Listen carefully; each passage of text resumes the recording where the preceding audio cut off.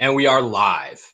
Welcome, welcome, welcome to the second gathering of the Tokers for another episode of Tokers Talk Sports. I am your host, Colin Morris. Joining me today, Michael Kinslow. Michael, how's it going? It's good. It's good. It's good to be back. Week 2. Good to talk. Good to talk as always. And also joining us is Biloxi's own, for the time being, Layton Markwood.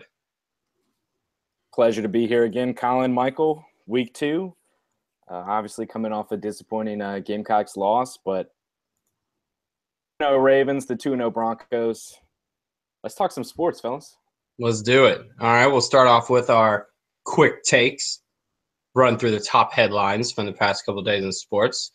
Today, the NFL Players Association reelected their president for another term. This KD forgets to use his ghost account to clap back at fans on Twitter. Damian Lillard dropping his Dame 4s and his new album on the same day. Eddie Lacy, after having some struggles, starts to open up about his weight issues that he's been dealing with over the past couple seasons. Robert Grays of Midwestern State University dies in the hospital due to an on-the-field injury. And we have Jay-Z turning down the Super Bowl halftime performance. And just today, the Greek freak Giannis Antetokounmpo gets a truckload of Adidas gear and Yeezys. Feet are free agents. Layton, what jumps out to you? Well, actually, Colin, I kind of wanted to link a couple stories together.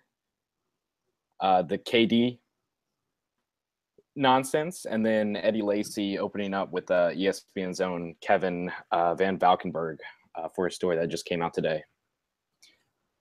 Really, well, Oh, go ahead. Well, let's see with KD. So there was an incident on Twitter that he unknowingly or knowingly opened up about what exactly took him away from that situation in Oklahoma City and deciding to take his talents to the Bay Area. He brought it back to Russell Westbrook. He brought it back to Billy Donovan, the then coach, which usually is what he refrains from doing. We've seen him all season really backing down on the whole, is there a feud with you and Russ? He really avoided stuff like that. He said, no, they're good. It's weird, but let it be weird and it'll work itself out. And he's never really one to attack his coaches either. Layton, his coach, now yours at the Wizards, his old coach, now at the Wizards. Brooks. Yep.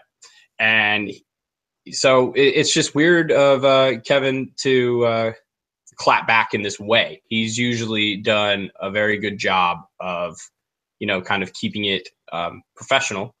But we're seeing this as players showing, they're just athletes in general, showing us that they're just like us. If I say something, on the internet and somebody says something I don't like, I can say something back. And I don't have a Bleacher Report article written about me. But Kevin Durant says something, and then, boom, Bleacher Report, ESPN, everybody, Yahoo, they're all on it. It's a huge thing. I'm getting a Woj bomb about it on my phone. It's a huge story. What's going on?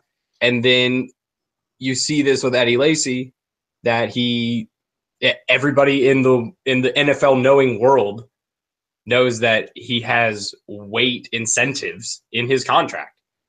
And that's pretty opening to then that is something that, that's probably not something you want everybody knowing. And that gives fuel to the NFL trolls that, the Seahawks trolls that are like, well, maybe if you were eating so much Chinese food, you would be slipping through those tackles easier. But Layton, I think that this whole thing is really bringing a new side of players to us. And how do you see this going forward? Is this going to be the norm? Are we going to see players starting to be more like this? Or are we going to start going back to the players that you just see them in the locker room and that's it? Well, yeah, really. I think this is kind of a new generation of athletes, obviously with presence and just the different kind of environment that these players have grown up with. You know, they're very similar in age range to us. I believe we're all 23. KD is 28. I think Lacy is 27, 26 maybe. So, you know, they resemble our age a lot. They grew up in similar environments to us. And really, I was actually listening to the Levitard show this morning, and they were kind of comparing KD to Drake, and being, you know, Drake's somebody who's overly emotional in his music, but then he kind of goes on Twitter and Instagram, and he's like, "Why is everybody calling me soft? You know, I'm just a rapper, man. Like, why is everybody hating on me?" And that's kind of like KD. You know, everybody calls him a snake. You know, he leaves Oklahoma City Thunder to do what thought it was in his best interest to go, you know, to Golden State. He got a championship. He got a Finals MVP. And now, I mean, now he's getting ripped on the daily, snake, you know, fool, like all this stuff. And then he comes out with these shoes. I don't know if you guys have seen his new shoes, but he's got. Oh, I saw the shoes. They're pretty cool. The shoes are pretty cool. They're available. Right. But yeah, he's got the insoles, you know, full of just anti-KD. And, you know, Lacy, I'm not one to publicly shame anyone or socially shame anyone, but I've definitely called Eddie Lacy feast mode before. You know, the boy can eat. You know, and he's been the joke of the league for a couple of years now, just because he's somebody who had early success and then kind of faltered off, and everybody just put it on his weight. But then, you know, he comes out in this story today where he talks about his struggles. Grew up in that post-Katrina outside of New Orleans in Baton Rouge. And he said that really kind of like troubled their whole family. He lost his home and struggling financially wise to really put everything together. So he was kind of forced into eating those, you know, Southern fried, feed a lot of people type of foods. You got your fried chicken, you got a lot of bread. Louisiana chicken from Popeyes. Yeah, you got your red beans and rice. You got all that. Today's episode of Togers Talk Sports brought to you by Popeyes Chicken. Put honey on your biscuit. So, Michael, do you think that this is going to be what we just need to get used to? Do we need to just accept that these people are just people and quit looking up to them like they're gods? Like, I mean, our parents have sports idols that to us are the Olympus, the Jordans, the Elways, the well, not Manning yet, but you know, that older generation of athlete that you can feel, the Derek Jeter that did know that, you know, sports wise did no wrong. And people-wise, were very flawed, but that doesn't really affect the way that they were viewed. Now, imagine in a world where Michael Jordan was getting caught with all that gambling crap, and there was Twitter about it. No way! No way! That thing would have been completely different. But how do you see today doing that? Yeah, I mean, as I'm a information science major. I'm all about technology. And I mean, there's whole companies dedicated to just social media now. I mean, it's never going to go away at this point in our lives. Like we are honestly still on the forefront of what's probably capable from social media with Twitter, Instagram, Snapchat. I mean, all of that, think about it, like 10, 15 years ago, none of that existed. I mean, our parents tell us all the time, like, you know, back in my day, you know, we had to listen to the radio, all that crap. So it's never going away. I think people are going to get more used to players as normal people. I mean, look at the TV show Ballers. If anyone watches that, I mean, watch it every weekend, baby. Half of their episodes involve Ricky Jarrett doing something stupid on Twitter. I mean, exactly. It's about people covering the athletes, like following up on their mistakes. And I mean, I'm sure that's already an issue in the NFL. I'm sure some of these guys have people like legitimately run their Twitter. I mean, they might not even have access to their Twitter for all I know, some of the people, because they might run their mouths. And I mean, but that's not the worst. Some good things can't come of it. Actually, KD got a tweet from a fan about the new shoes. It was something stupid like, hey, KD, I can't afford your shoes. How about you hit me up with a pair? KD sent the guy like 5 pairs of shoes and an autograph. There you go. Like it's not, Charles Barkley will use that note to wipe his ass. Yeah. I mean, the thing is, like, we're going to get used to them as normal people because we are going to see more of their lives than ever before. But, there is still going to be that star factor that, oh, KD's new shoe is out, but he donates some to a fan because the fan asked. So to take this on a different note with the quick takes that we set up, Robert Grays, the Midwestern State University player, dying in the hospital from injuries he suffered in a game. This is the second player to die this weekend, and the other one was Worcester lineman Clayton Gibb. This isn't good, guys. This is not good for, well, obviously those players and their families, but this isn't good for, kids looking at this saying, I don't want to die. I don't want to. I die if I play football. I don't know about that. Some of them can deal with losing their memory at 65, but not about dying at 18 or 19. So, guys, I'll open this up to just your general thoughts on how football handles this from a general scope of the game.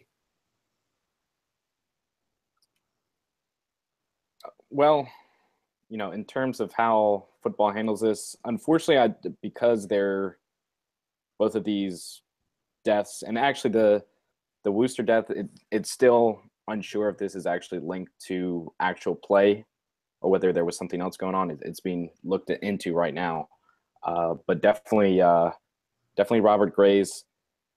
I'm not sure if that's a story that's going to gain a whole lot of traction just because of, I had never heard of Midwestern State University before I saw this tagline. I could be wrong here. It could be the next big story and the next big anti-football campaign. Right. But yeah, you're right. It's definitely another addition to a very long list of reports that are coming out that are not looking good for the future of football. A report came out the other day linking brain damage and stunting brain development if you play football under the age of 12. And then, of course, the recent CTE studies. Definitely. Yeah. So how football handles this, I know right now they're looking into new helmet development, and they're kind of trying to model a helmet after a woodpecker for obvious reasons, because the woodpecker is constantly drilling its skull and head into a tree, which is kind of similar to the helmet-to-helmet contact that happens in football. We'll see where that ends up, but I'm not sure. I'm not sure what's going to happen, man. Michael, you think there's anything football can do to get in front of this, to say, without sounding like they're trying to be sketchy? They've got two options in my eyes. If you look at just football in general, whether it's the NFL, NCAA, high school level, they have the option to bury it, try and completely separate themselves from any incident that happens, or they can do the arguably more ethical thing and go to the forefront of the problem, create an investigation of what happened. Was there foul play? Not in the sense that somebody tried to make these things happen to these kids, but in the sense that maybe there was bad coaching and improper tackling form, which led to this kid hurting his neck. Stuff like that. They can either do those kind of investigations, figure out what really actually went wrong. And then if something did in fact go wrong, make changes to coaching staff, equipment. If the helmets aren't up to par, maybe they do more concussion research and, put a better helmet out. Those are their real options. Is hopefully they go to the forefront, try and make proactive decisions rather than, more kids with improper tackling techniques hurting their necks or something. That's the way I can see it if you want to make it like black and white. But I think they really do have to take that kind of proactive approach, or else they're going to lose young players. Because like Layton said, the recent study, if you're 12 or under playing football, it can actually cause problems. And viewership numbers in NFL football by itself are actually declining rapidly this year in terms of just people watching on TV, whether that's people cord cutting so their numbers are down, or if they're just not watching the sport. We don't know. It could be because it could be because of all these changes they're making because of these injuries. We're not 100% sure how that, which reason is why the declining viewership. But if they want to keep the game of football around with a solid following, they should probably make the proactive decision and cut these things off before they even happen. Well, speaking of the teams that people would be watching, let's roll into our week 2 breakdown. We split it up into 2 categories today. We got our 2-0s, and we got our 0-2s. So we're going to break down the 2-0s. We're going to see which teams are really 2-0s and which teams are 2-0, but could end up being, 2-14 at the end of the season. Carolina, looking at you. Yep. So let's start out. We'll just roll them through. We got Pittsburgh, Baltimore, Denver, Kansas City, Oakland, Carolina, Atlanta, and Detroit. Layton, who out of these teams is the most legit 2-0 to keep this momentum going and take that home? Which of these teams has the best chance of securing home field advantage in the playoffs? Let me throw it to you that way.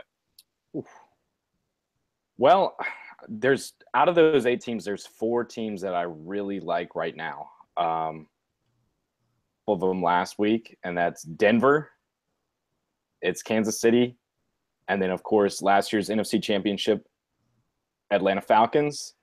And I really like what I'm seeing from the Detroit Lions. I think all 4 of those teams are complete teams. They all have strong offensive lines. They all have very solid defenses. And obviously they all have some weapons on offense that can really take it to you. But who do I see as maybe taking the AFC or NFC by storm? Man, I mean, Denver and Kansas City, obviously in the AFC West, with Oakland as well. That's going to be something real tough to deal with.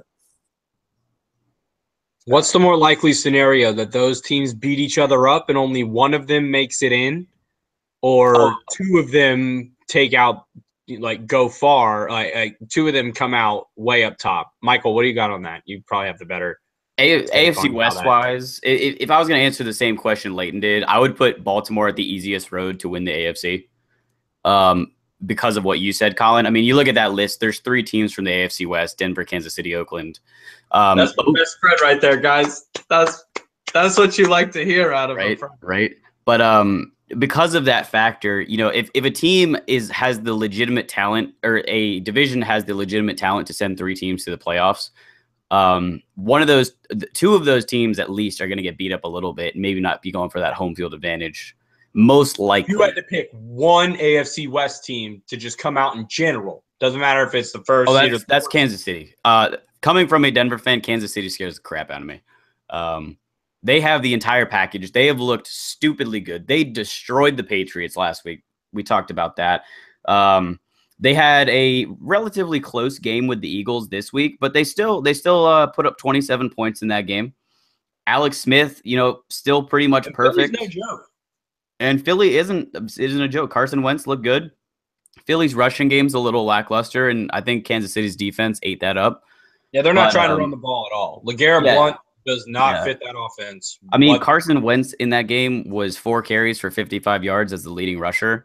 So that kind of shows you what the Eagles are doing on offense. But yeah, Kansas City has looked the best. Oakland really hasn't played anybody too crazy yet. I mean, they destroyed the Jets last week. But let's be real here. The Jets are probably getting the first pick in the draft next year. And then Oakland week 1 beat the Titans. And the Titans, I feel like they'll make the playoffs based on their division. But the Raiders really haven't played anybody crazy. Denver's already had a divisional game but with the Chargers, and then we played Dallas last week. So we've had at least relatively difficult games comparative to Oakland. But Kansas City, I think, has still looked the best out of that division. All right, Layton, give me a team that just squeaks in out of this 2-0 team. Which team is the most likeliest to struggle but rebound? Well, I mean, I broke these 8 teams down into 3 different categories. I went with my 4 real teams, which, I mentioned Denver, Kansas City, Atlanta, Detroit. Then I got 3 teams that I really got some questions about.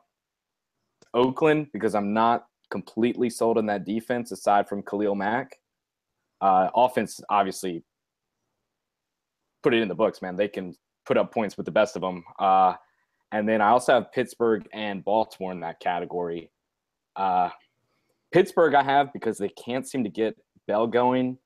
Roethlisberger's looked a little bit shaky. I don't know if it's just the offseason or maybe that offensive line just isn't gelling. And then Baltimore, defense looks incredible. Offense has really surprised me with some creativity. But the loss to Yanda, I mean, widely regarded as the best guard in football, if not the best offensive lineman in football. To lose him, it's going to be impossible to replace. I have Carolina as my fake 2-0. They've looked terrible. They beat Buffalo 9-3 in one of the worst football games I've watched in a long time. But I think Baltimore and Oakland are the 2 teams in that, I got a couple questions about them, but I think they have the best opportunity to not sneak into the playoffs, if you will, but definitely get into the playoffs. All right, so let's look at these 0-2 teams. We got the Jets. I just categorize this as Ohio, so the Browns and the Bengals. Chargers, Indianapolis, New York Football Giants, Chicago, the Aints, and the San Francisco and or Santa Clara 49ers. Michael, these teams are not looking good. But some of these teams had high expectations coming into the year, a la Los Angeles Chargers and the New York Giants. Which of these teams to you has the best chance of climbing out of this 0-2 and maybe making some noise and causing a little ruckus? Like, I want to say the Chargers, but then you look at the division they have to play. So their chances of climbing out, I would say the Chargers are the best team in that category, but in terms of chances of climbing out, I don't know. The New York Football Giants have looked like New York football turds. I mean, they've been pretty bad. They got pretty embarrassed by the Lions already, and they lost to the Cowboys, which does not help them. So if I'm going to go with anybody, I guess I go with the San Francisco 49ers to climb out of that, unless Indy looks better when Andrew Luck does eventually get back on the field. Probably the San Francisco 49ers. I mean, they had a relatively close game with the Seahawks, 9-12. They got to get the offense rolling a bit. And then the week before, I believe they played the Panthers the first week. And that one was 23-3. They looked pretty bad in that one. But I mean, they held their own against their Seahawks. So, maybe they turned the book over a little bit going into week 2 and figured something out. All right. I got to pump the brakes. Yeah. San Francisco is just garbage. Terrible. Brian Hoyer can't make a pass over 15 yards. The only thing when Carlos Hyde is the only thing you have. Bring back Cap. Bring back Cap. I said it today. Hashtag bring back Cap. Let's start that. If you're listening to this, hashtag bring back Cap. If you're he is better than any piece of whatever they got going over there in San Francisco. And they're not even in San Francisco. Yeah, go to Jed York and go to John Lynch immediately and bring Cap back. Either that or just lose all the games so you can get some stellar number 1 pick and Kirk Cousins, because we all know Kirk Cousins is going. I feel like that. They have Matt Barkley too, right? Put in Matt Barkley. Hoyer can't do it. Why? I don't. Just let them die. I guess it's like that episode of Family Guy where Peter goes and plays by himself and just gets right? Isn't that where Peter goes and plays by himself and just gets run over? No, that was South Park. It was Redskins and the Cowboys. With Dan Snyder. Yes. That's just too good. But let's see, Layton. Well, do any of these teams have a legit chance? I don't feel like any of them we shouldn't even be talking about this. No, I'm looking at this, and obviously the Giants and the Saints and Chargers did come in with a little bit of preseason hype. But Michael, you said the New York Football Giants, more like the New York Little Football Giants. Yeah. I did call them turds. I did do that. Yeah, you did. But I like the Chargers the best out of this group. Again, as Michael mentioned, that AFC West, toughest division in football. They're not going to climb out of that, and they're not going to push for an AFC wildcard spot. So I don't see any of these teams making the postseason. The Giants might end up with the best record of the bunch, but man, that offensive line is horrible. That running game is horrendous, and Eli, even when he has time, he has just looked off. That's some bad football we have. Just terrible. Just terrible. Just terrible. Well, that'll do it for the NFL. Let's move on to what was regarded as our best segment last week, Heisman Talk. Yeah. Do your best at okay. The little dabs and so we got to talk about the first thing. Devo Samuel out for at least 6 weeks. This is it. That was fun while it lasted, right, guys? Yep. It was, man. First play of the game, touchdown for Devo. Boom. But I was on the sidelines. I can tell you that was the worst thing that could have happened for that damn game. Because then the offense had no flow development. They had no real mojo. They had nothing. The first play worked. So they were like, yes, we got it. And then nothing worked at all. Because then the offense is plain and simple, get the ball to Devo. And this isn't basketball where I'm 6'10 and everybody else is 6'1. Yeah. This is you gotta be able to back it up. And that offensive line, there was about 4 calls on one lineman in one game. I was not a fan of that. His number was 74. Don't mean to call you out. I don't think he's starting next week. And so, I mean, that just did the Gamecocks in. And Devo, we hope you get back. We hope you get better soon. You're a great Gamecock. And we hope you all the speediest of recoveries. Can he take a year? Do I know? Take a year, like put a injury red shirt and save a year. He needs it. I think he'll be back by at least Florida. Okay. I mean, he's likely to go pro after this season. True. So he could just opt to not play. Regarded, and for his sake, I kind of hope he doesn't come back unless he's 100% healthy. I don't want to see him risk anything for this team.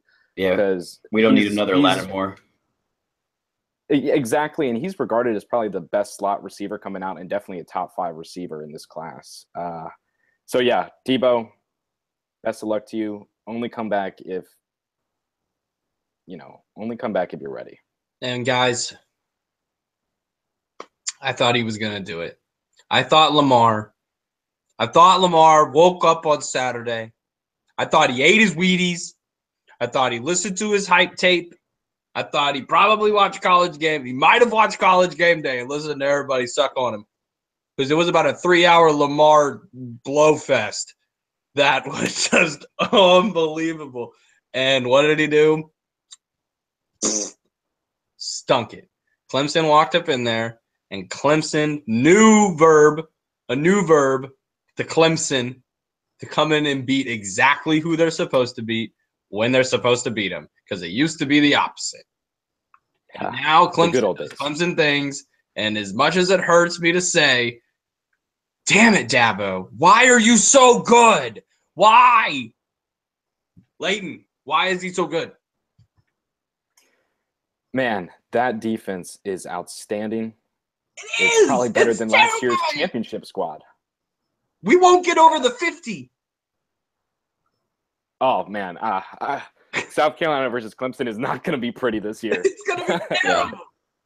Worse than last year, and I think last year was 56-7. Yeah. I don't even remember watching it. It was that bad. I just remember Devo threw a touchdown. Yes, yeah. That was like, oh, he can do that. Nice. But no, I mean, obviously, without Deshaun Watson and a couple of the weapons on offense, they're not the same offense, but they're by no accounts a bad offense. And that defense is probably the best in the nation. It could be a three-peat. Clemson versus Alabama in the championship.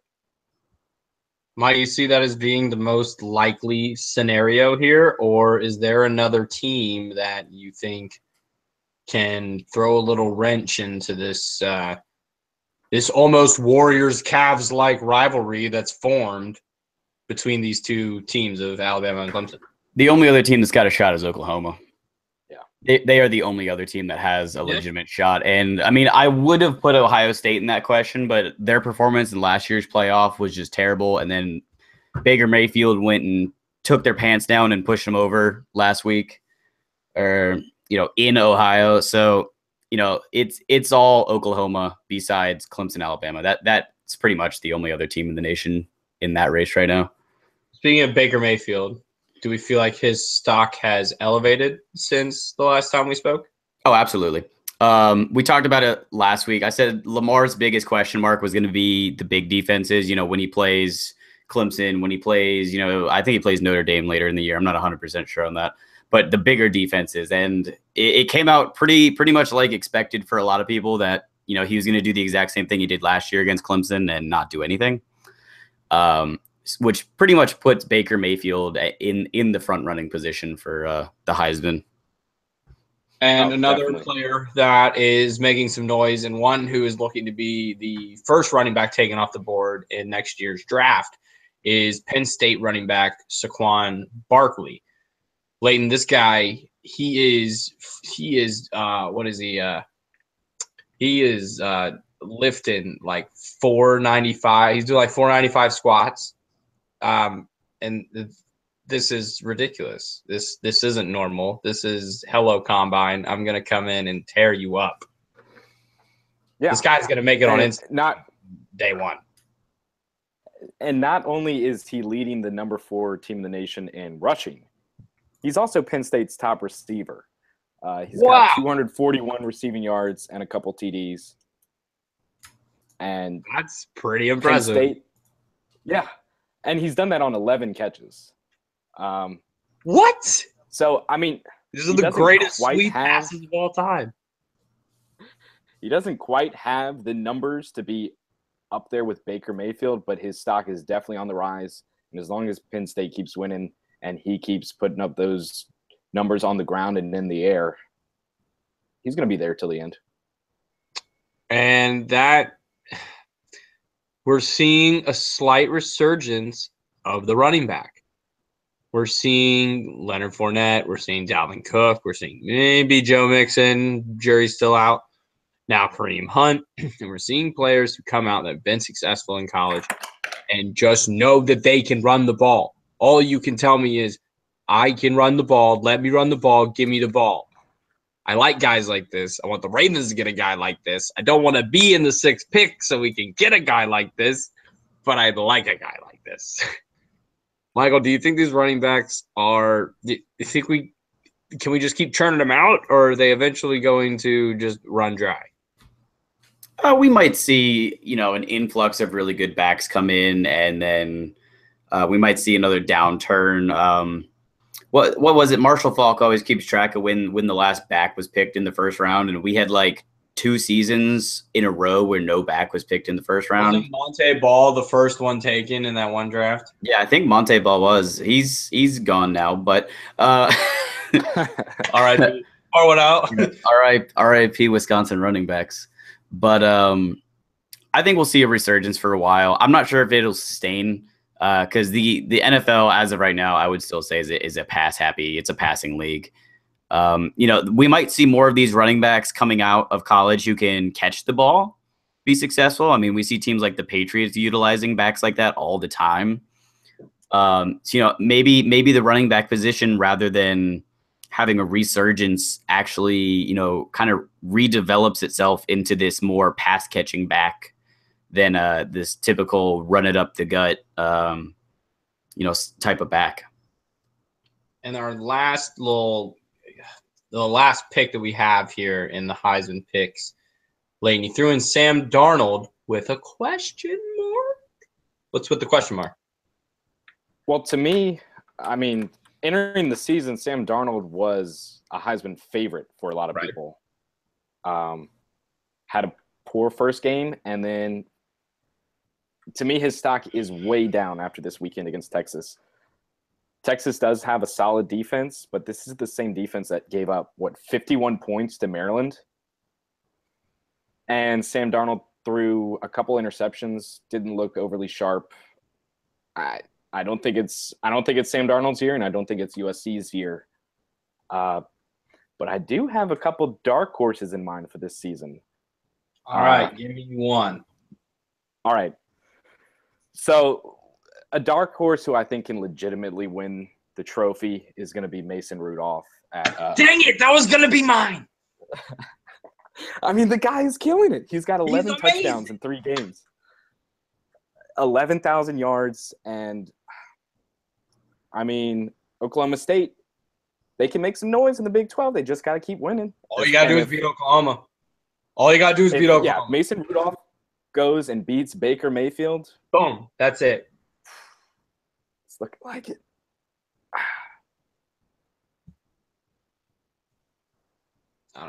But I really see this coming down to I would like it to be Josh Rosen and Sam Darnold, as sick as it would make me feel watching 2 Pac-12 boys up there. Man. But still, I feel like these guys have I feel like these quarterbacks always have the best opportunities to really seal it with the TV displays, the way in the way they can play on television and really showcase and just make a couple really amazing plays that everybody sees. It's going to be hard for somebody like Barkley to make those plays at Penn State when he's playing at 12 o'clock on ESPN, and he's not playing at 8:30 on ABC like Jalen Hurst is at Alabama. Right. But we'll see. So we'll see what the Heisman. Michael, give me your Heisman dark horse. Right now I'm sitting on Nick Fitzgerald from Mississippi State. There you go. All right, now we're getting. Nick over, let me see, the season right now, he's sitting at somewhere like 600 passing yards, something like that. Only 1 pick, 7 passing touchdowns, 250 yards rushing, and 5 rushing touchdowns, and that's in 3 games played. That's not bad. And I mean, he embarrassed LSU, man, this week.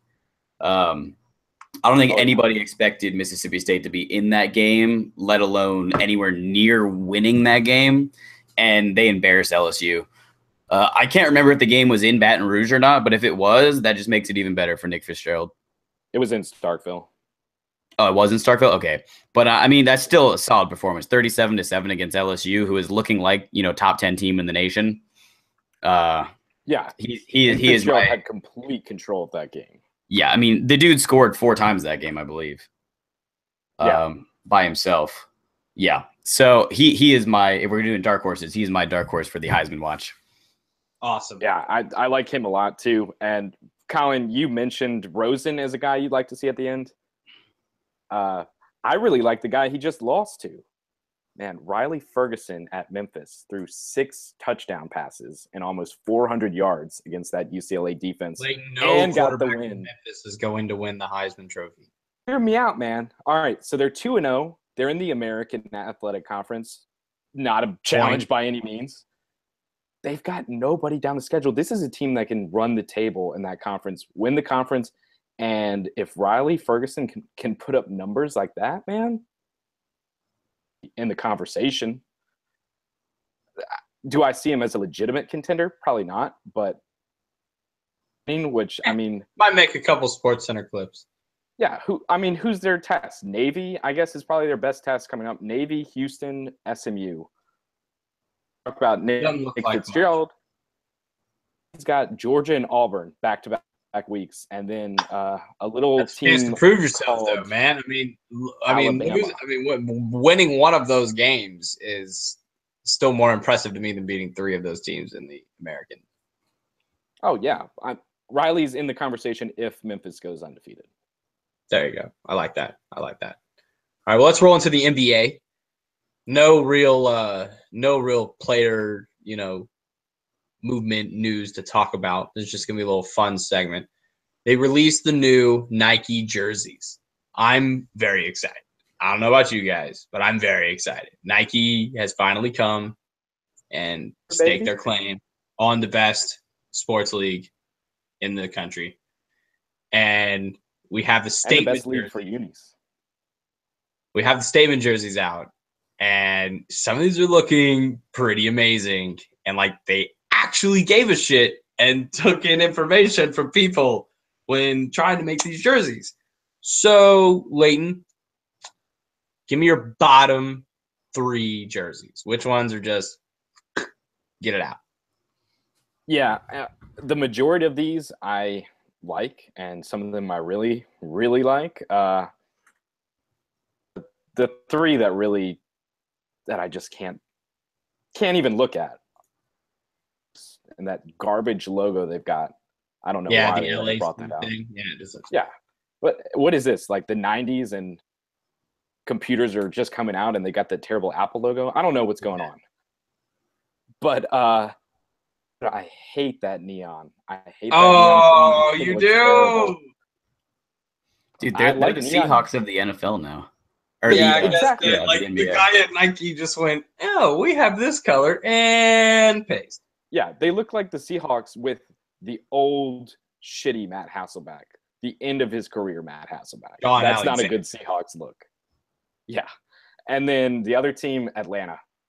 They didn't really change anything up, but I never liked their jerseys to begin with. I don't. It's too new school looking. It's too futuristic. I don't like it. All right, Michael. What are your bottom 3?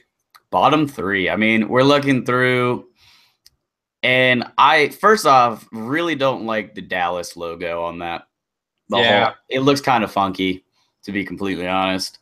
That one's in the bottom 3 for me. The Pistons, I haven't seen it on a player yet, but I don't know. It looks kind of off to me. Yeah. And then let me see. Last one have to be. I don't know. The Spurs didn't really look like they changed too crazy much. Do you expect that they would? No, you wouldn't expect him to go branching out, but it didn't change all that much. Kawhi walks in, I've had it. Right? I want better jersey. No. Yeah, either that. Toronto is pretty boring. Andrew Wiggins walks in and says, I want new jerseys. Done, and this is what happens. Yeah, that's what happens. Toronto literally didn't change a thing. Toronto looks the exact same. So I'll go with Toronto for my last one. Over the Spurs. The Spurs are historied enough to keep what they're doing. Toronto, they got to do What about your top 3 then, Michael? Top 3. I actually really like the Kings. I do too. Yeah, I thought the Kings it was. All right, so if we're making a joint list, the Kings are in. The Kings are in the top 3. I think that just looks. I don't put them in the top 3. I would, but I like it.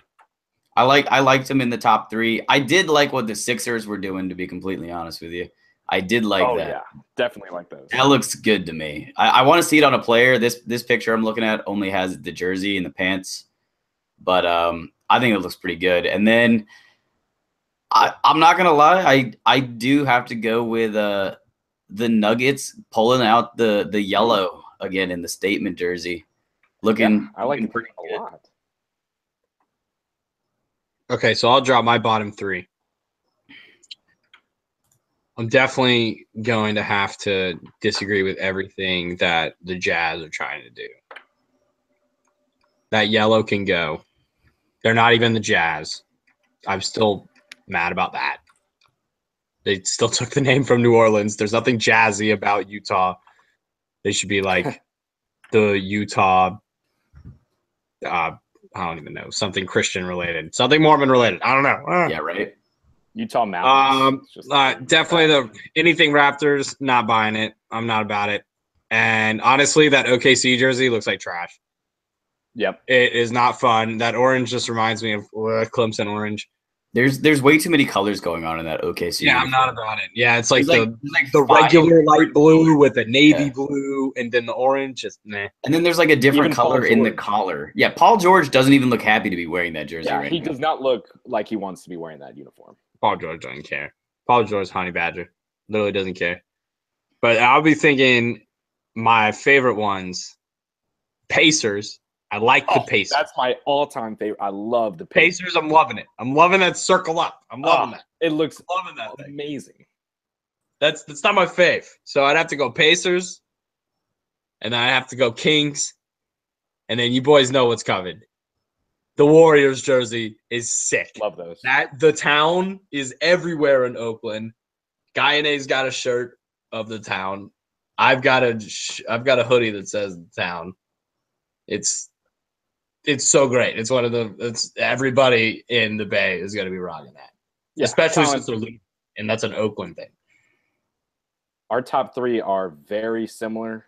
Number 3, I don't know how y'all are feeling on this one, but I love the Knicks. I love the white. Yeah, accent, that orange with the blue. It's classic, but it looks new school. I like what they've done here. It really pops at you.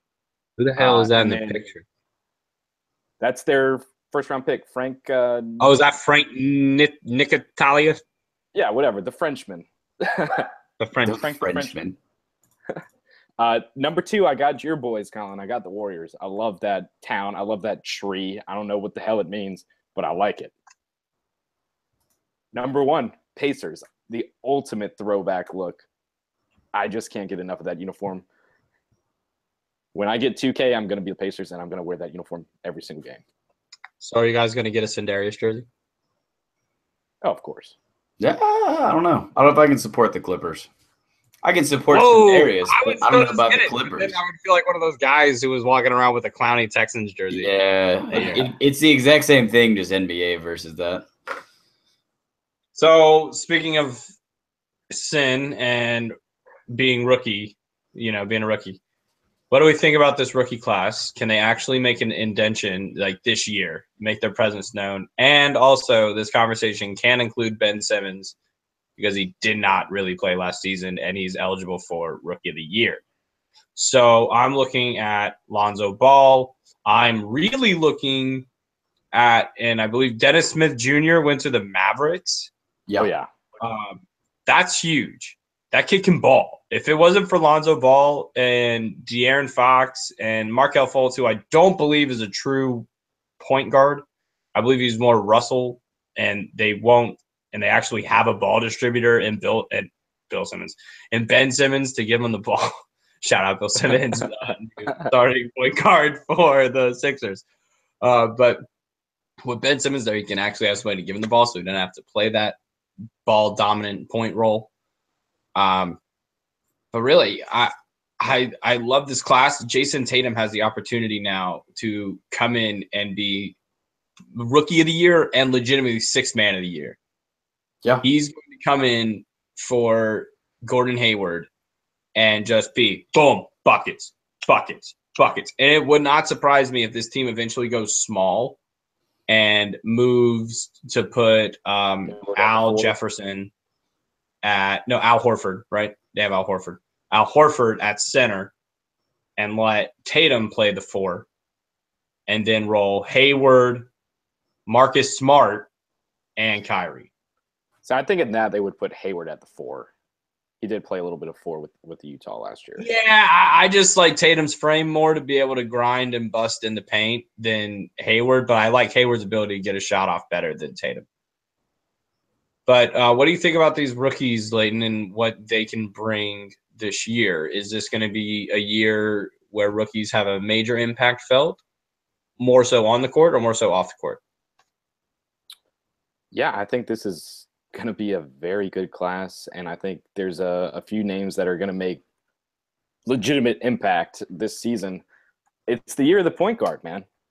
I mean, top 2 picks, Fultz, Ball, they're going to start. They're going to get their opportunities, and on that Sixers team where he doesn't exactly have to lead, but he can play a more complementary role, like to Ben Simmons that you were talking about. I think he's going to put up some points. You know, he's not going to have to be that guy, and he's not going to have to be the defensive force that he isn't yet, at least. Ball on his shoulders. I still think he's the best passer. He's the best decision maker of the class, and he's going to have his moments. He's definitely going to have his moments, and LeVar is going to let you know when he has those moments. My son threw that ball over his shoulder to Brandon Ingram and made him make that shot. And the guy who you mentioned earlier, my favorite pick in the whole draft, little Dennis Smith from NC State. That dude can flat out ball. He has so much hop. He looks like Kyrie. He is going to put some people on posters. He looks like Kyrie. He's my favorite for Rookie of the Year. And he can cross you up. Michael, do you see who's one rookie that you're most looking forward to watching this season? I'm looking forward to watching Malik Monk ball out with Kemba Walker and Dwight Howard. Yeah. Oh, yeah. You know, am I saying Rookie of the Year? Probably not. But I think it's going to be fun to watch him ball out with those older studs. He's one of those most improved player later down the road kind of guys. Yeah. So, like, you know, he might not have it, but he might learn a lot from these guys, you know. Just learn a lot about the game. Like I said, maybe not, you know, Rookie of the Year, but maybe put Charlotte, you know, back in a couple games, make it a little more fun to go to a Charlotte Hornets game. Besides, than it comes to town. Yeah, than it has been in the past. But I think that'll be fun to watch. Well, let's take a look at just some early predictions for the Eastern Conference Finals, Western Conference Finals. Layton, give me your East and give me your West. West, obviously the Warriors are going to be there for the 4th straight year in the Western Conference Finals and represent the West in the NBA Finals for the 4th straight year. 2 teams I'm going with that are going to face them in the conference finals, and that is if they acquire Carmelo Anthony.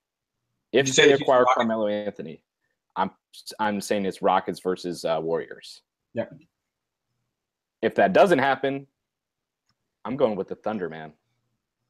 I think Paul George, Russ, the reigning league MVP, they're going to be on a tear this year. And don't forget about Enes Kanter and Steven Adams, the big boys. This is going to be exciting. They can definitely bang. They can definitely get you inside and force you to play out. But the Warriors play out, and they play in. So always that's what I got West. But who do you got in the East? East, Cavs are coming back for a 4th straight year, man. Regardless of if Isaiah plays in October or if he plays in January. Regardless, they're going to win enough games to be a top 2-3 team in the East and then eventually make it back to the Eastern Conference Finals. And Celtics got worse. I don't think Kyrie adds what they were lacking. I don't know if Hayward necessarily adds what they were lacking. And I think they lost a lot in Avery Bradley. And I think they lost a lot in Amir Johnson. I'm sorry, not Amir Johnson. Who's the guy that went to Cleveland in the trade too? Zubac. Zizic? No, he started on their team last year. Jay Crowder. Oh, Jay Crowder. And Avery Bradley. Huge losses to the Celtics. I think. See, but I don't see it that way. I see it as those losses opened up opportunities for players who they went out and got this year. I'll tell you what it opened up.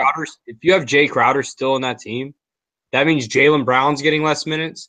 That means him and Gordon Hayward are sharing the role at the 3. And that means Jason Tatum doesn't get as many touches. Moving Jay Crowder out of that position and moving Avery Bradley out of that position allows Jaylen Brown to start at the 2 and allows Jason to get more time than he would have gotten. So I feel like they made the right moves for the playoffs, not necessarily maybe to win in the regular season as much because they aren't necessarily as deep. But I think in terms of when you bring out your quote unquote playoff death squad, your 5 guys that you just aren't gonna mess with, the Celtics set them up to have a nasty, nasty lineup with Kyrie, Jaylen Brown, Gordon Hayward, Jason Tatum, Al Horford. I mean, that's one of the best 5s I could ask for in the league. Mike, right? Well, I never gave my second team. Oh, sorry, bud. My bad. I think it's going to be more of a developmental year for the Celtics.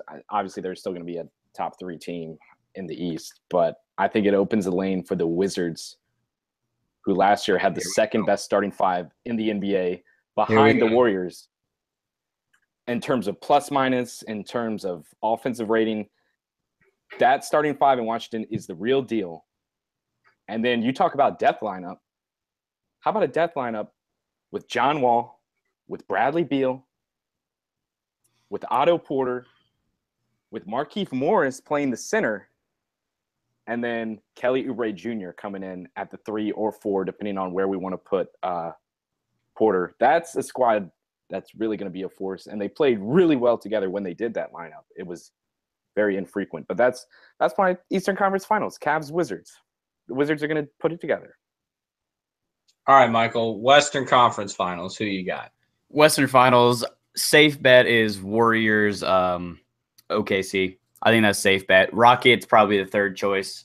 I would like to see the Nuggets make a run in the playoffs now that we have Paul Millsap. I think we'll definitely make the playoffs. Conference Finals, maybe not this year, but down the road, hopefully. Western, I think, is much easier to call. It's pretty much those 3 teams. And then my hope of the Nuggets. Eastern, though, I got Cavs, and the Philadelphia 76ers are going to bring the youth by storm. Michael, no. And they're going to make the playoffs and potentially go on a run. Games, man. Yeah, but Ben Simmons wasn't playing. And now they got JJ Redick on the team as well. Imagine though, Joel, if this team could actually have a fun lineup. That would go. Ben Simmons, Markel Fultz, Jahlil Okafor, Joel Embiid, and then Embiid, and then JJ Redick is now on the team as well. I think they can make. Well, Embiid is not even clear to practice, so we'll see if he even plays this year. So we will see how it goes. Well, so Michael, I think I kind of heard yours. The dark horse from that didn't make the playoffs last year. You take Denver, Layton. Who you got? Who you got? I've got the same dark horse teams that Michael does. I think it's going to be Denver in the West and Philly in the East.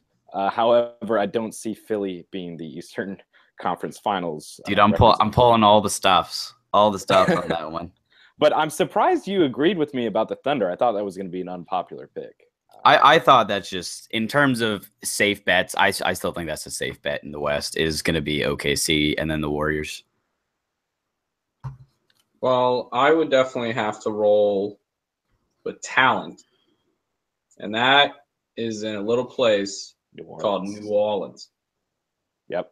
I would love to see the New Orleans Pelicans actually make a move to show that they can play. They have Boogie. They have AD. I mean, come on. Like, guys. Have you seen Boogie recently? Yes. He shed some pounds, man. He looks great. But that's kind of what I'd like to see. I'd really like to see New Orleans make a real move this year to actually show that they're just not – to show that they're for real because they haven't been. They've just been a place that has been a dumping ground for players like Eric Gordon. Eric Gordon was there but couldn't get anything to work after coming from the Hornets or whatever they were, Bobcats. But I would really like to see New Orleans make a move, and then probably the Lakers, guys. Lakers are probably going to make the playoffs. Interesting. As much as it hurts. Yeah. I don't see it, but interesting. I kind of see the point guard depth with Jordan Clarkson and Lonzo, and I really like Brandon Ingram. I like Joseph Randle or Julius Randle, not Joseph Randle. Julius Randle. Joseph Randle was a running back. Julius Randle. And they signed Andrew Bogut for what that's worth. Worth more to me than you guys probably. But they probably won't make it, but I'd like to see them make it. But probably more or less it's just going to be the return of the Kings. It's going to be LeBron versus KD and Steph again. And people are just going to have to get used to this because this is how the world works right now. And we're living in it. And we can either bitch about it or we can keep rolling with the punches. So I'm actually kind of surprised none of us mentioned the Spurs. Yeah, but I don't think they win in the playoffs in the semifinals. I feel like they lose to the Rockets.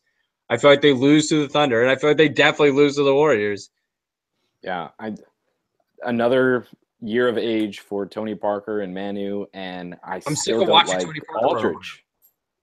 Yeah, I don't like Aldridge on that team. Yeah, he doesn't fit. Aldridge doesn't fit at all. He needs to be given the ball and just let the offense flow through him. Yeah, ever since he's been there, they've been trying to hide him, essentially. And they paid. They didn't trade for him. They paid the man. Yeah. Well, NBA is coming up. We got about 3.5 weeks left before that starts rolling. But seasons that are really always going, eSports. Busting open a new segment, and I'd like to kick it to Michael for a brief update on where we stand heading into Worlds for League of Legends. Here we go. All right. So this week we have the World's Play-In starting. Now, the World's Play-Ins is basically, if you don't know the format of the League of Legends Worlds competition, basically there's regions all around the world. Certain seeds from those regions qualify in different ways for the World's Championship.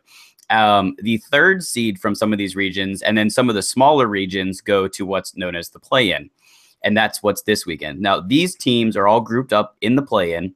They play each other in basically a mini tournament just for the right to be put into the group stages of the world competition.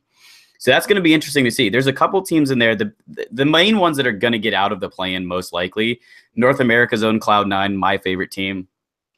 They're in the play-in. I believe Europe's Fnatic is in the play-in. They should make it out. The LPL, which is China's region. Team WE, which is, for some reason, people are talking about them as like potentially winning Worlds, and yet they're in the play-in. What? Yeah. They're in the play-in, even though people are talking about them potentially, winning Worlds. Big move to upgrade from last year. Not too crazy. I mean, there's really it's not like, Faker all of a sudden moved over from SKT and said, hey, I'm going to play for WE. But, it's pretty much the same roster from last year. They did beat SKT at MSI earlier in the year. And they actually made Faker look bad in that series at MSI. So they're actually like the international dark horse here. The greatest League of Legends player of all time. Yeah, they embarrassed him in that series. And then SKT went on a rampage ever since then. And yet SKC still didn't win their region. Longzhu Gaming actually won the Korean region. But back to the play-in, those are the three teams we're looking to make out. I believe 4 teams make it out of the play-in. The 4th team's probably going to be one of the smaller regional 1 seeds that'll make it out.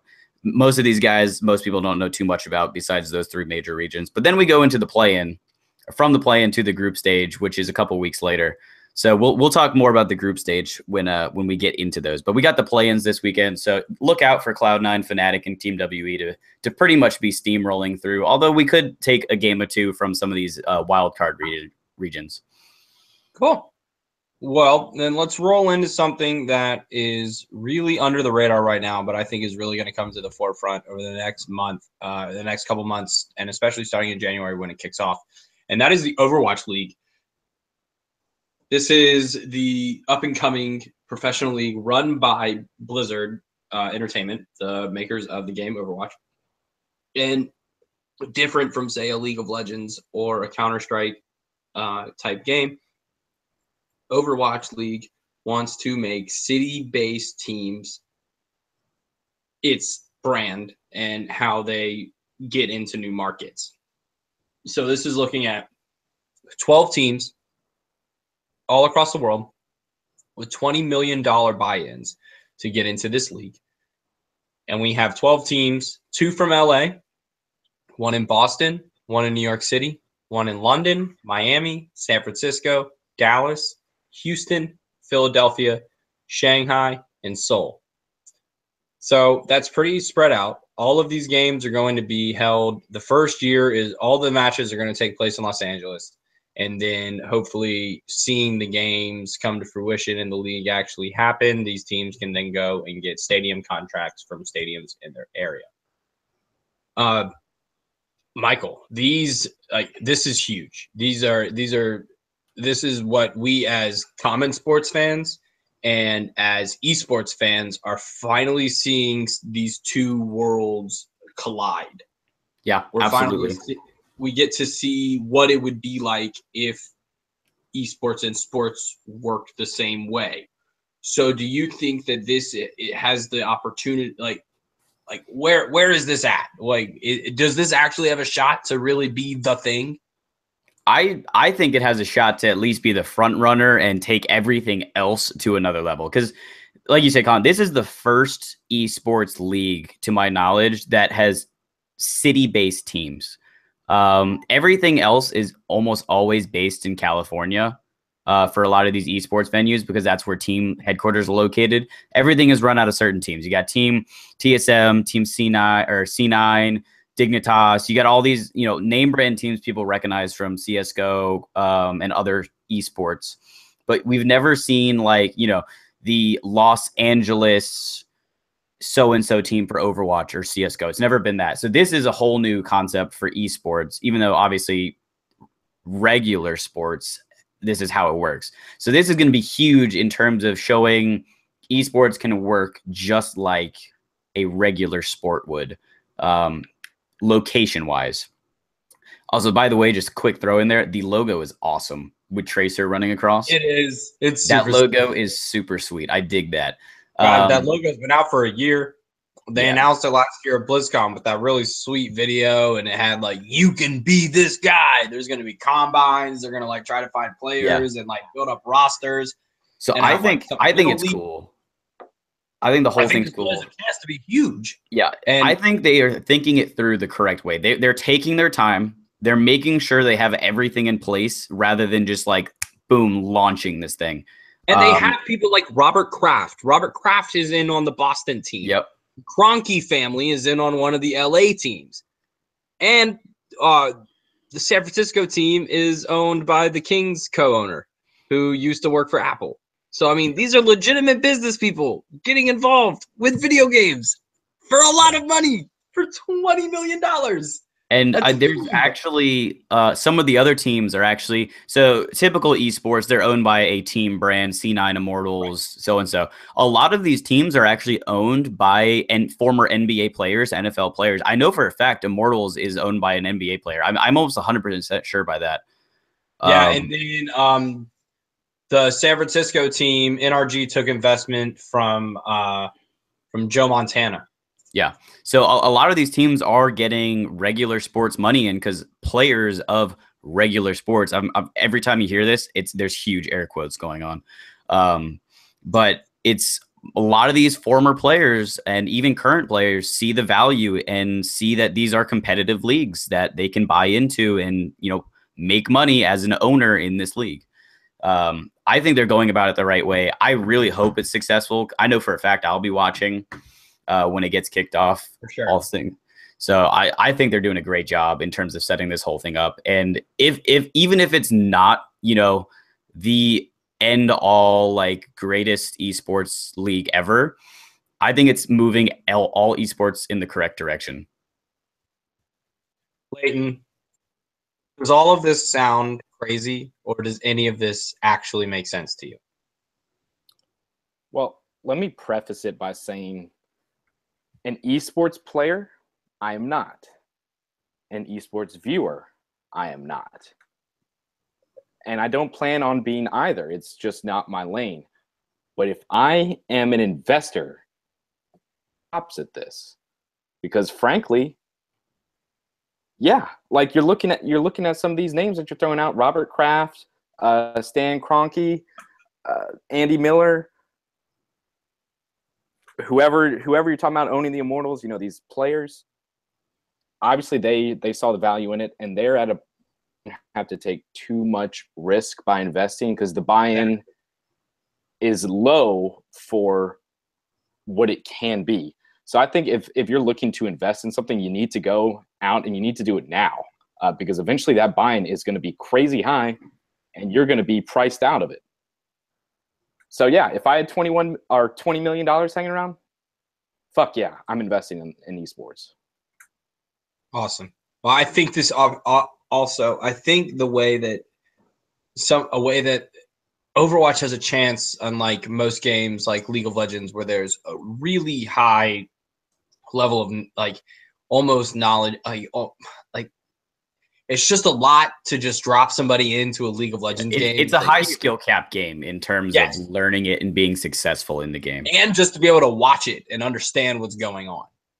Yeah, because and people that you're listening to talk about it are experts. So it's like when you sit my girlfriend down and watch a football game, and she's asking me questions about it that I've never had to explain before, that I just get. It'd be the same if somebody's like, "Oh, why are these guys all going down the same lane? Oh, well, they're about to try to take that tower and make a push for mid." Yeah, okay, that just blew over 85% of the people's listening to this head.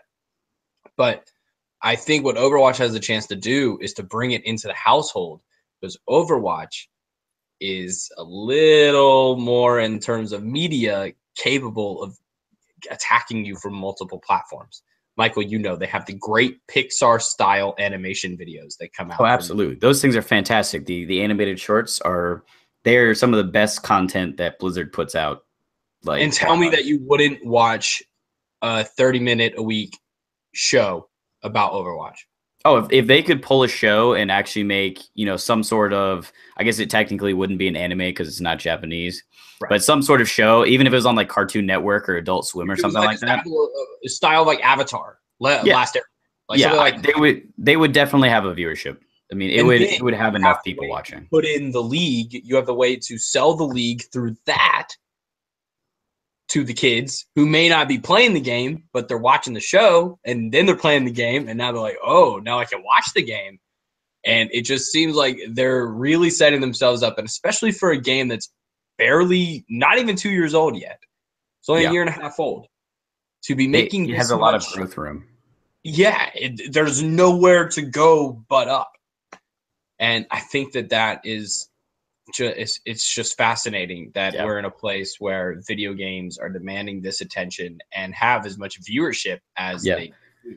Speaking of viewership, Layton, if I was to I'm going to read some numbers off for you on the last League of Legends World Championship from last year, viewership numbers. So at the max number of viewers watching at one point in time across multiple streaming platforms was 14.8 million viewers at one point in time. All right. And then the overall unique viewership, because the world's competition is actually like a month-long competition of games, kind of like the NBA playoffs. Like they do series. Like the World Cup. Yeah, kind of like the World Cup. It's very similar to the World Cup. The total number, since it's online, they can track unique IP address visits and all that. 43 million individual people tuned in at some point to watch the League of Legends World Finals. Roger Goodell would sell his left testicle to have 20 million people watch a Super Bowl at one time. They had 43 million people watching. People were doing it for free. So yeah, the numbers are paying to watch it. Yeah. The numbers are incredible. That's why it's a terrific investment opportunity. And are you guys familiar with Sports Business Journal at all? I was introduced to it earlier today, and I'm now a fan. It's the most highly regarded academic journal for the business of sports. So like for somebody in my position working in minor league baseball, anyone in sports, esports included, if they're in that business, you know, they have or should currently be reading Sports Business Journal. And I have seen and read multiple stories about esports, and specifically esports venues popping up, such as Esports Arena in Santa Ana, and they're working on one in Oakland and Vegas. This is one of the world's and one of America's fastest growing sports avenues.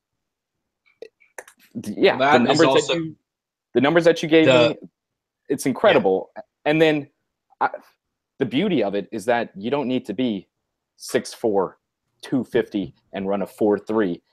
Anybody has the opportunity to work at this and to be successful in it. You don't have to be physically gifted. And when you're talking about the arenas, what really interests me is that Blizzard's building their own arena in LA. And that opens the door for them to have Hearthstone tournaments, StarCraft tournaments, Overwatch tournaments, and now COD tournaments because they're with Activision, Destiny 2 tournaments because they're with Activision. And this is going to be the first example of a venue solely dedicated to esports that can actually be profitable, that these teams can now use as leverage in getting their arena rights. And that just, to me, it makes the sky the limit for this league, because it's already got $240 million worth of investments into the thing, and they haven't even played a game yet.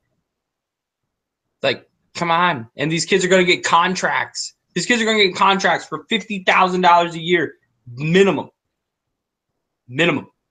and healthcare. That's insane. That these kids are playing video games and they're getting healthcare and all this crazy stuff. And it's all coming from real legitimate business people that see that this is just about making money and this is a good money investment, and that people should really start opening their eyes to this stuff. And yeah, it's just kids playing video games, but it's kids playing games that are wicked hard to master and are really impressive when you're paying attention and seeing what these guys are doing. It's really impressive. Yep. Michael, do you see any chance for any of us to make it to the Overwatch League? Do we have any shot? Do we have any shot? You know, when you look at these leagues and the people playing in them, they dedicate their lives to it. It is a full-time sport for them. You know, if one of us dedicated our lives to it, we might make a practice squad. Full time, you know, maybe early in the days before it gets, you know, the rosters are too thick with talent. But you know, our shot, you know, me and you, maybe not so high. You have a better shot at Overwatch than me for sure. You would definitely make the roster before I would. Let's put it that way. I'm still hoping this Hearthstone League happens. Yeah, the Hearthstone League would be cool. That I'm in like cool. The font. But I mean, I am stuck middle of the pack in League of Legends. There's no way in heck I'm making a roster anytime soon. But it's a fun game. I love playing it. I actually love the back to kind of like the ownership thing. Rick Fox actually owns the team Echo Fox. And what I love about that is he actually treats them like almost family, the players. Like he takes them out. He wants to know all about each individual player. Like he learns their lives. He becomes their friend, because he got into this because his son watches and plays League of Legends. So he first started playing League of Legends with his son, and then he had fun playing League of Legends. So he invested and is now a owner of a League of Legends team. Another fun fact, all of Imagine Dragons plays League of Legends. Wow. Full of fun facts there. There's a lot of fun facts that a lot of people don't know about these. Gordon Hayward also plays League of Legends. Yep. There's a lot of all these esports, man. A lot of players, they all, like CJ Anderson from the Broncos. He streams on Twitch TV. Penn streams Hearthstone. Yeah. Like CJ Anderson streams Madden. I mean, he's playing Madden, but he streams Madden. You know, most people wouldn't know a starting NFL running back streams regularly on Twitch TV playing Madden NFL. And Ocho Cinco takes on all opponents on FIFA. So that is a fact. That is a fact. And he is supposedly, like Money Mayweather, undefeated.